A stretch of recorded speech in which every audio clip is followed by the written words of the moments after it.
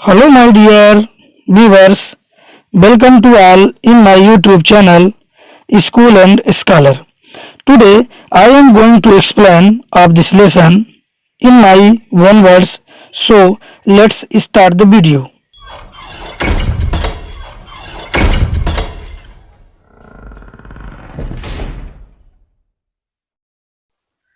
दोस्तों आज पढ़ेंगे लेसन 7 इन द कंट्री। कविता में आए हुए कुछ कठिन शब्दों का हिंदी अर्थ, उनका मतलब। तो आइए, आपका पहला वर्ड है वुड। वुड का मतलब होता है जंगल, वन। और नेक्स्ट वर्ड आपका है सन। सन का मतलब होता है बचना, दूर रहना। नेक्स्ट वर्ड है आपका क्रिएचर। क्रिएचर यानी कि प्राणी या आदमी। नेक्स्ट वर्ड आपका वान। वान का मतलब होता है कमजोर या फीका। नेक्स्ट वर्ड आपका है रेच। रेच का मतलब होता है दरिद्र, घिनौना या अभागा व्यक्ति। नेक्स्ट वर्ड आपका है फेस। फेस का मतलब होता है सामना करना, मुकाबला करना। नेक्स्ट वर्ड आपका है हंगर। हंगर का मतलब होता है भुखमरी, भूख। और अगला शब्द आपका है कष्ट। कष्ट का मतलब होता है अभिशापित या शापित। नेक्स्ट वर्ड है आपका एडमायर। एडमायर का मतलब होता है प्रशंसा करना या सराहना करना, किसी की बड़ाई करना। स्टॉप। स्टॉप का मतलब होता है भूख से मरना। नेक्स्ट वर्ड आपका है मिजरी। मिजरी का मतलब होता है गरीबी, विपत्ति।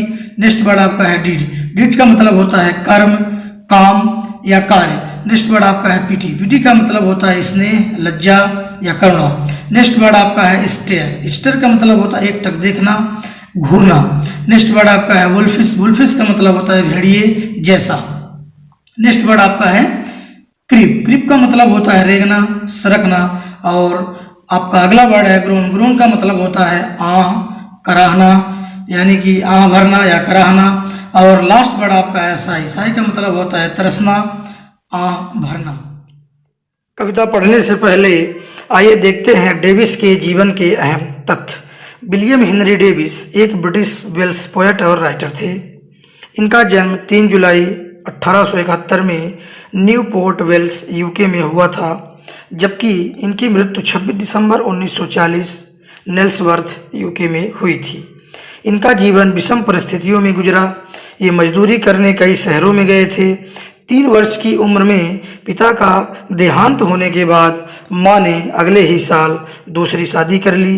तब इनकी देखभाल दादा दादी ने की। शायद यही कारण है कि ये बैरागी जीवन जीते थे। फिर भी ये अपने समय के बहुत ही पॉपुलर कवि थे। ये लिरिकल पोयम और ऑटोबायोग्राफी लिखते थे। इनकी रचना का विषय नेचर, बेगिंग, ट्राम्प हुआ करते थे, जिनमें जीवन की विषम परिस्थितियों का अवलोकन होता था। अब जानते हैं इनकी कुछ प्रसिद्ध कृतियाँ। The autobiography of a super tramp leisure. Next है विगर्स। और इसके बाद नेक्स्ट है a big woman, the true travels, the words of paradise, child lovers, the song of life, the birth of song. इस कविता में कवि बड़े बड़े शहरों में रह रहे गरीब लोगों, दरिद्रता, भुखमरी जैसे घृणित परिस्थितियों का सजीवतापूर्ण वर्णन किया है। कवि गरीबों की मदद तो करना चाहता है, पर अफसोस कि वह हेल्प नहीं कर पाता, क्योंकि कवि खुद गरीब है। तब वह एकांत स्थान पर जाना चाहता है ताकि ये मंजर उसे न दिखें। और फिर क्या, जन्म लेती है एक कविता जिसका नाम है in the country.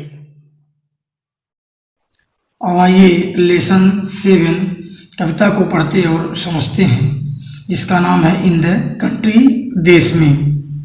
How do you feel when you see the hungry and the homeless.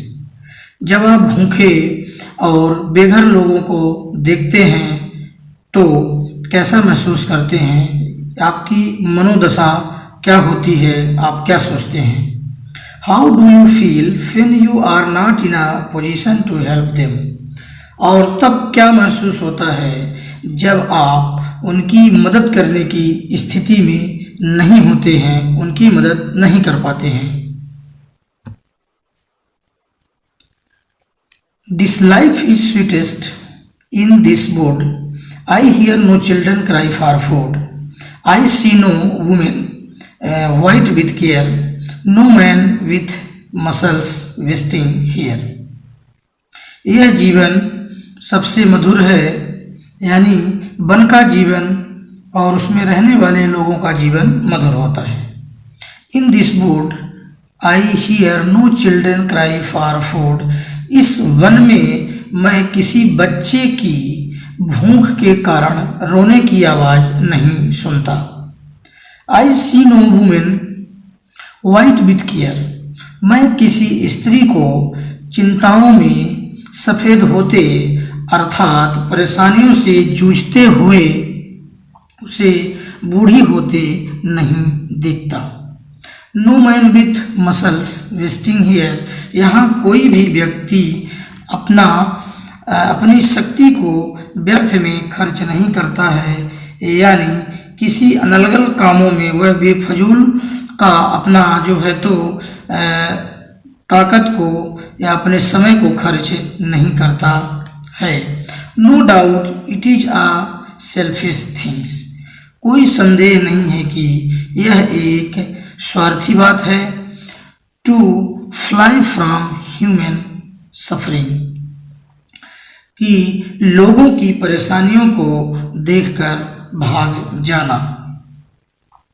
No doubt he is a selfish man. निसंदेह वह एक स्वार्थी व्यक्ति है जो who shuns poor creature sad and wan, जो गरीब, दुखी, कमजोर व्यक्तियों को देखकर भागता है या उनसे बचता रहता है, उनकी परेशानियों से दूर रहता है। But tis a riched life to face. पर ऐसे दरिद्र जीवन का सामना करना बड़ा कठिन होता है। Hunger in almost everywhere. जहाँ हर जगह भुखमरी व्याप्त हो, जहाँ हर जगह भुखमरी व्याप्त हो।